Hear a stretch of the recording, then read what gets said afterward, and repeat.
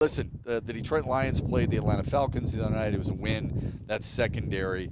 The injury was first and foremost. But besides the injury to Mo Norris, the real story was about the quarterback and Hendon Hooker. Now, look, we get so wrapped up. I don't think Detroit's the only city that gets wrapped up in their backup quarterbacks.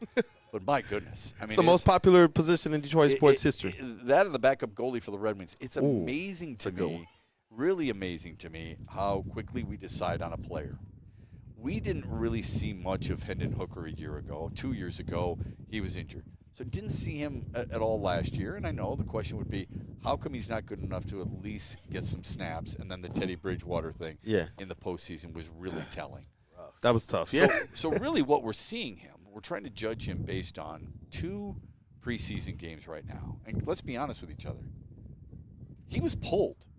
That's a starting pitcher getting pulled in the 5th inning. He got pulled in that preseason game against Atlanta. Do you think people are done with Hendon Hooker? It looked like Hendon Hooker might be done with Hendon Hooker. Boy. That face on the sideline just told it all. We were on the watch party talking about it, man. He was just there like it was one of those zone-out meme type things. And, I hope he's not done. I'm hoping pulling him was just to get him out of the fire, get your head right, because you got just a little bit longer to be able to prove yourself. And Ricky's just shaking his head no. He looks like he thinks it's done. He had the boo-boo face. Yeah, That's he what we did. call that, the boo-boo face. Goodness. I knew it was over when Coach Bridgewater stepped out on that field last year. I knew there was a reason they called him out there. That's wild. Pull a guy off. Well, no, high school head coach. High school state championship coach. I don't care. That's embarrassing. I'm embarrassed. But who was it? Was it Indy who pulled Joe Flacco off the bench or off the couch, or was it Cleveland? It was Cleveland, then Indy, now back to Cleveland, right? Oh yeah. So how is that any different? Perhaps did they pull him? But wasn't that for injury? Didn't they pull him? Did they start him over a person who was already there? Or was it a last-ditch effort? Last-ditch effort. It was because of injury with Deshaun Watson. So fair enough. But did he jump the line? He did jump the line. But in fairness, Teddy Bridgewater came in to had a handoff, and it was just holding the line for Jared Goff getting out from underneath the big blue tent. No, I get it. But still, Hendon Hooker couldn't even do that. Yeah, right.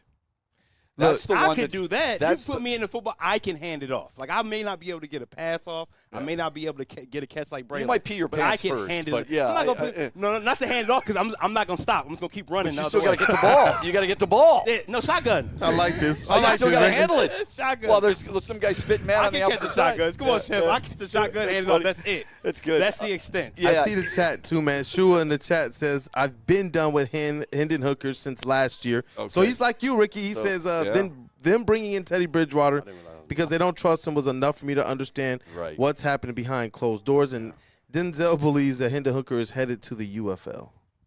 I mean, that would be come on, guys. Come on. We use that word trust a lot, and I think all of them in the chat are dead on there. They're not trustworthy of what he can do. He looks like he's unsure of himself. And that's crazy because what is it? This is year 3 now. Yeah, this is year 3. It's a slightly different offense, but you're right. You're right. I mean, you've had all year long to study it. But when he gets it, I don't care how he looks in practice, man. Okay? JJ's getting his start year 2. Hey, I don't want to bring this up, but Shedeur Sanders looked pretty good in his first start. Legendary. Would you say it's legendary? It's preseason. They might want to retire his number there in Cleveland. I don't want to go overboard with him or Jackson Dart in New York, okay? And I don't want to talk about how bad Quinn Ewers was either, because he was pretty good at Texas. But you would think a guy who's been within the program for as long as Hendon Hooker has, that he would look more comfortable and more commanding. I think that's a big deal. I think other players, if you talk to NFL players, I talk to any college football player, they'll tell you when they're in that huddle, they want to hear, and this isn't just offense, by the way. This is defense, too. If you're mumbling, if you're stumbling through everything you're supposed to do, and you can't be sure and confident in relaying that message to your team, then your team's going to have a hard time implementing. Because if this was just Hendon Hooker is under duress, they just were like all-out pressure, then we say, okay, they needed a better game plan. This was a situation where he didn't look comfortable, period. And you're not the first person I've heard say that. ever since that game. I was talking to Terry Foster Sunday at the Lions Weekly Update show, talking to a couple other people while we were sitting at the watch party, and everyone's like, yo, he doesn't look like he's comfortable. I don't know if it's the offense, if it's the terminology. I don't know what it is, but he just didn't look like he even understood how to utilize his athleticism. And then you see Allen get into the game and do what? Actually look like a mobile quarterback. Yeah, Kyle Allen was pretty good. I didn't think Kyle Allen looked that badly in his first preseason game either. So I might have been in the minority in that regard. But I can tell you, were a little ahead of the curve. There has not been a big difference between Hendon Hooker's game 1 and game 2. And that's an issue, all right? When you have a guy who is supposed to instill confidence in your backups that I want to win this job, then something's got to be done about that, and he has not been able to seize that moment. And then you got to ask yourself, is the moment too big? And a lot of people would say yes, Kool-Aid, right now. It seems like the moment is too big.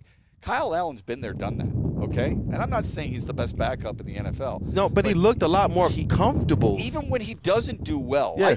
I think a lot of times when you watch a player, when you watch an athlete, you can tell as much about them when they struggle as you can when they're successful. Yes. Okay? Yes. So if I got Steph Curry, who's 0 for his first 8, that probably never has happened in his career, if he keeps shooting and then suddenly you look up at the score and you're like, holy crap, Steph Curry's got 28 points. Yeah, you know why? Because he kept shooting. He believed in himself. Yeah, I'll give him a whole another 20 shots. Oh, you're 0 for 20? Take another 20. Right. But then you fall into this trap, I think.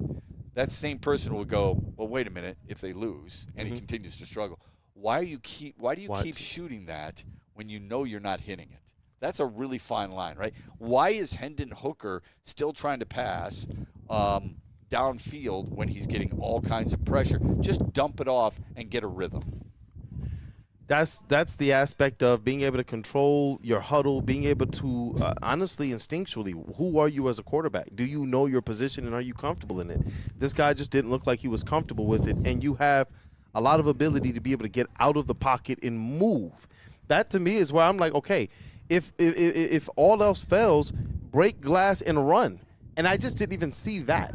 Like the 1 or 2 times I saw him try to run against, in the previous game against the Falcons, he took just too long. We're sitting there like, yo, there's a seam, go, go, go, go, go, and then you see him look, and then he looks just really disheveled for a second, then tries to take off running, and it looks like he left his legs behind him. Yeah, I think you're 100% it was right just there. Tough. I felt the same way, but I always have to remind myself, I'm watching from a high 50.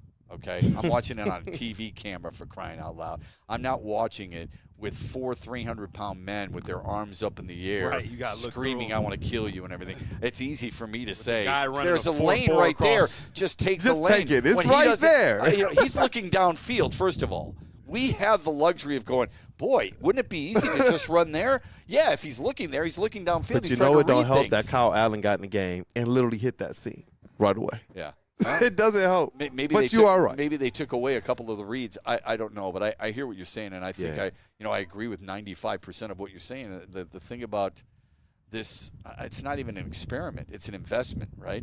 Yeah. This 3rd-round investment has not paid off, and what has made me worry about it is the football IQ, and that's where I start to wonder about a few things. There's so much more to the position and so much more to what he was doing than we ever will realize. The amount of reads that he has, the amount of things that has to go through his mind, but it doesn't seem like it computes real quick with Hendon Hooker, whereas with Jared Goff, it's a second nature. Even Kyle Allen, it looks like, even when he makes a bad play, it looks like he's kind of making the right play, if you get my point. To the point that even when all the turnovers, getting behind the 8 ball, so to speak, against the Houston Texans, we still sat there saying we're going to come back. Against the Bears, we still sat there saying we're going to come back. Even though Jared Goff didn't quite have the start to the game or even the first half or first 3 quarters that we would have wanted. But we still felt like he has a command of the offense. He's going to work through this. Sometimes a team just has your number. They can dial up something, and you're going to figure it out. And Jared Goff routinely says that. He'll go. And we called this out. We used to clip this. they were going to the halftime sometimes struggling. Like, you know what? We're going to go to halftime. We're going to figure this out. And then they would talk to him after the game. Yep, we saw what they were trying to do. We figured it out, and we looked like a well-oiled machine the rest of the way. Yeah. And that confidence exudes to the point that I don't have those concerns with a guy like Jared Goff. Obviously, that's why he's our starter, top 5 MVP voting this past year. You would like to know, though, that Hendon Hooker, a guy that they did invest in, a guy that they did take with a pretty good, what we thought to be him having some type of future here. I know there was a lot of people who believed Hendon Hooker was going to be the heir apparent to whoever was going to be that next 100%. quarterback. Well, that's what people are hoping, right? Yeah, and that's why we brought him here. And I got a quick question. What year did Goff go to the what year in his career did he go to the Super Bowl? And what year? I think it was his 3rd year in the That's what I thought. I just wanted to make sure. Mm-hmm. And what year do you think a quarterback should, like you said, look comfortable, look like he can command this offense? I would think around year 3. That will be my guess. Yeah, I think a lot depends on how much playing time you get. I'm sure, Yes. because Hendon Hooker could be very comfortable with the offense, but it's the defense that's giving them the problems. So that's a possibility. Number one. Number two, I don't like to put any time limits on anybody because Peyton Manning took over year 1. He looked pretty comfortable, even though he threw a league high number 20 interceptions, right, with 27 or whatever it was, which I believe is still a rookie record. Guys who get into a certain system, my guess was the Lions drafted him for a lot of different reasons.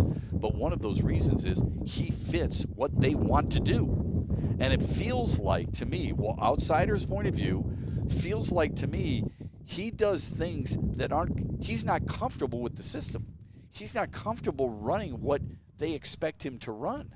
Mm-hmm. And that, to me, is as big a concern as anything else right now. Because he's obviously athletic, okay? There's been plenty of what he's done in his career that has warranted that 3rd-round choice, right? And yet, it's right now, it's a swing and a miss. But you know what? It could have been worse. I'm not trying to diffuse this situation. Could have been the Trey Lance situation. Trey Lance was drafted 3rd overall. Or we could have been losing. That's what made it worse. I think that would have made it worse if we were a losing team.